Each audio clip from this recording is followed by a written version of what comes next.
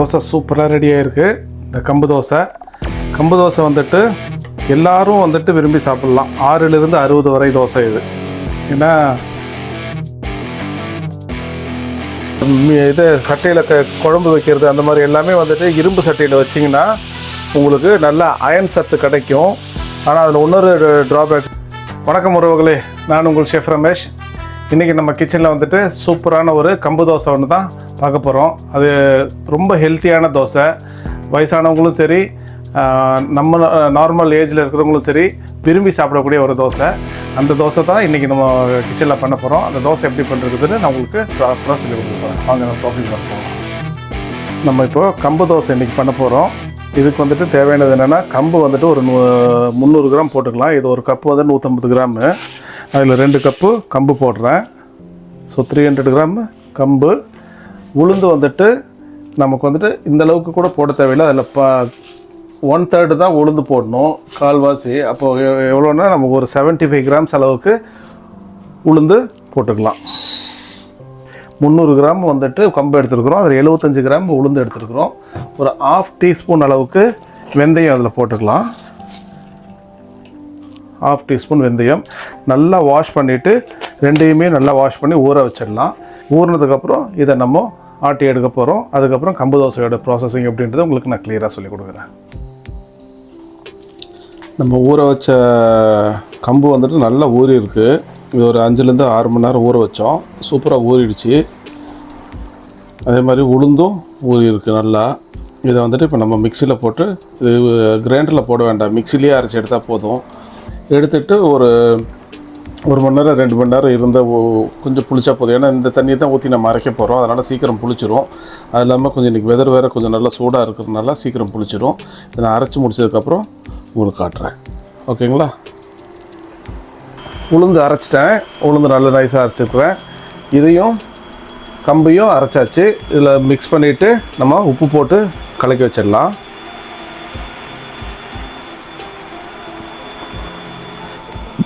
உப்பு நான் தேவையான அளவுக்கு இதை மிக்ஸ் பண்ணியாச்சு. இந்த அளவுக்கு திக்னஸ் இருந்தால் ஓகே. இதுக்கு மேலே ரொம்ப தண்ணியாகவும் ஆக்கிடாதீங்க. இது வந்துட்டு நான் இப்போ ஃபுல்லாக உப்பு மிக்ஸ் பண்ணதுனால ஒரு மூடி போட்டுட்டு ஒரு 2-3 மணி நேரம் அப்படியே விட்டுறலாம். இந்த சூட்டுக்கு வந்துட்டு லேசாக பபுள்ஸ் எல்லாம் வர ஆரம்பிச்சிடும். கொஞ்சம் புளிக்க ஆரம்பிச்சிடும். நம்ம தோசை ஊற்றி எடுத்துக்கலாம். இது தோசை ஊற்றும் போது நான் சொல்கிறேன் உங்களுக்கு. நம்ம ஏற்கனவே மிக்சியில் அரைச்சி வச்ச இந்த மாவு வந்துட்டு சூப்பராக புளிச்சிருக்கு. உங்களுக்கு பார்த்தாலே தெரியும், நல்லா புளிச்சிருக்குது. ஸோ இந்த தோசையை தான் இப்போ நம்ம ரெடி பண்ண போகிறோம். ஸோ இது ரெடி பண்ணுறதுக்கு முன்னாடி இதுக்கு ஒரு சூப்பரான ஒரு சட்னி ஒன்று இந்த தோசைக்கு நம்ம கொடுக்க போகிறோம். அதுக்கு உண்டான இன்க்ரீடியன்ஸ் என்னன்றது இப்போ உங்களுக்கு நான் காட்டுறேன். சிம்பிளான சட்னி தான் நமக்கு செய்ய போகிறது. வந்துட்டு ஒரு கார சட்னி. இதுக்கு தேவையானது வந்துட்டு ஒரு 6 வரமிளகாய் எடுத்துருக்கிறேன், ஒரு பெரிய வெங்காயம், ஒரு 4-5 பல்லு பூண்டு, 2 தக்காளி, தேவையான அளவு உப்பு. இதுதான் இந்த சட்னிக்கு தேவையான சிம்பிளான ஒரு இன்க்ரீடியன்ஸ். இதை எப்படி பண்ணுறதை நம்ம இப்போ பார்த்துடலாம். சூடாகிடுச்சு. நம்ம இதில் ஒரு 2 டீஸ்பூன் அளவுக்கு ஆயில் ஊற்றிக்கலாம். வெங்காயம் வணக்கிறதுக்கு. இந்த சட்னி பண்ணும்போது உங்களுக்கு வந்துட்டு புளிப்பு கம்மியாக இருக்கிற மாதிரி ஃபீல் பண்ணிங்கன்னா கொஞ்சம் ஒரு சின்ன அரை நெல்லிக்காய் சைஸ் அளவுக்கு புளி சேர்த்துக்குங்க. சேர்த்துக்கிட்டிங்கன்னா ஒன்றும் புளிப்பு வரும் உங்களுக்கு. நான் வந்துட்டு இந்த 2 தக்காளி போட்டிருக்கிறதுனால நான் புளிப்பு சேர்த்துல. பூண்டு போடுறேன்.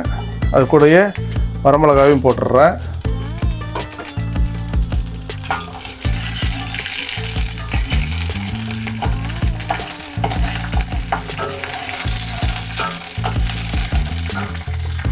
வெங்காயத்தை சேர்த்துக்கலாம்.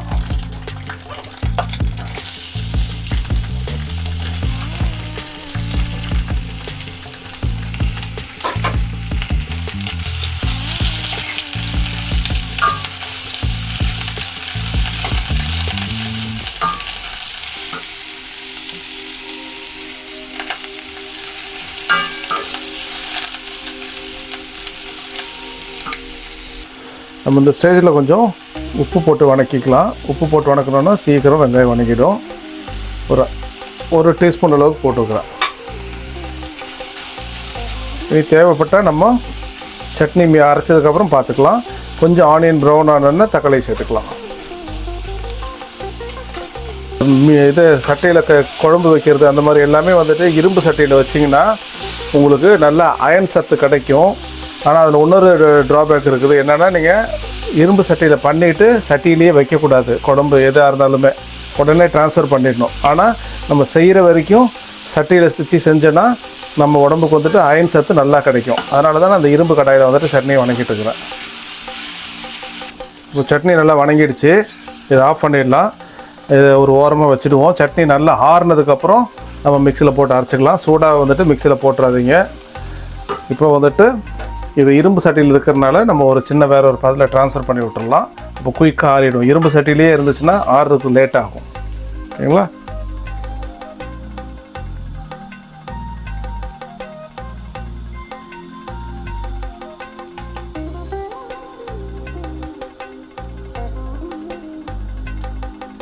சூடாக இருக்குது. ஒரு கரண்டி எடுத்து அப்படியே ஊற்றிடலாம்.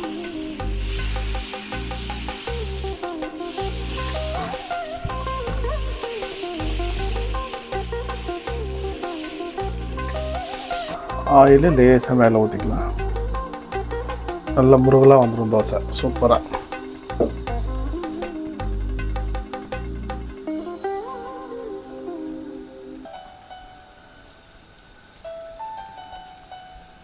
தோசை அப்படியே திருப்பி போட்டுடலாம்.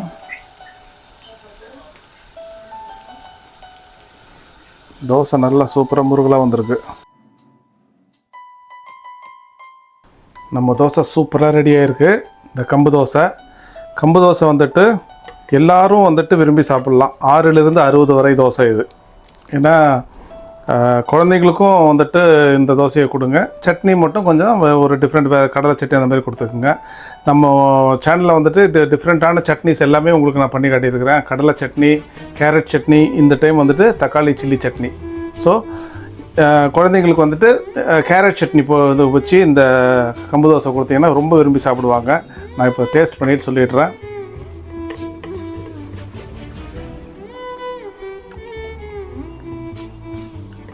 ரொம்ப நல்லா இருக்குங்க தோசை. அதுவும் நம்ம அந்த கார சட்னின்றது இந்த கம்பு தோசைக்கும் கார சட்னிக்கும் காம்பினேஷன் சரியான காம்பினேஷனாக இருக்குது. நீங்கள் எந்த சட்னி வேணாலும் பண்ணி சாப்பிட்லாம். எனக்கு வந்துட்டு கார சட்னி ரொம்ப பிடிச்சிருக்கு.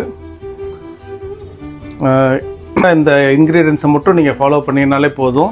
சூப்பராக உங்களுக்கு இதே மாதிரி தோசை வரும். நம்ம சேனலில் முதல்ல யாராச்சும் வந்துட்டு ஃபஸ்ட் டைம் பார்க்குறதா இருந்தால் சப்ஸ்கிரைப் பண்ணிட்டு பாருங்கள். அப்போ தான் வந்துட்டு நான் சொல்கிற அந்த சூப்பரான இன்க்ரீடியன்ஸ் எல்லாமே வந்துட்டு உங்களுக்கு வந்து சேரும். வேறு ஒன்றும் சொல்கிறதுக்கு இல்லை.